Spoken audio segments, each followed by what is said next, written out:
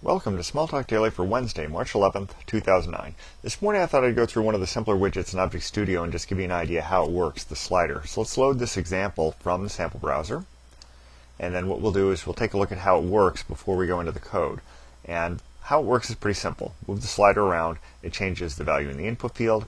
Take this list box, select a value, it picks double that in the slider. So all we have here is a little simple interaction. The list can control the slider can control the input field. So let's see how that's all hooked up. Let's go and edit this and bring the designer up. And what we have is a fairly simple set of widgets here. We have the slider here, we have the input field here, and then we have the list box here. So let's double click on the slider. And that brings this up. We want to hit methods. And what that's telling me is that attached to the slider I have this doSlider1 method. So let's keep that in mind and close this. And then we'll go up here to the list box, double click on that and look at its methods.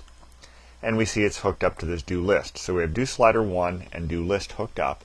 And then the input field is pretty basic. It just has a name string out. So that's got nothing attached to it. So there's no behavior there. If we change the value in the input field, it doesn't do anything. So let's close that down and then take a look at the code behind this. So we'll go and right click and hit Browse. Bring the browser up. And then we'll take a look at those two methods in question, the doList and doSlider1. So when we change the slider, all it does is takes the string out and sends it put : and it gets the current value from the slider.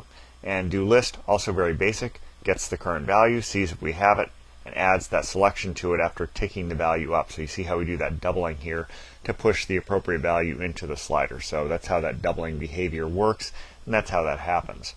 So that's really all there is to the slider.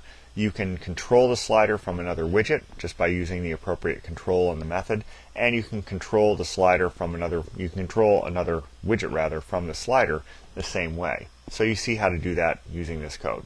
That's about where we'll leave it today. Until next time, have fun with Smalltalk.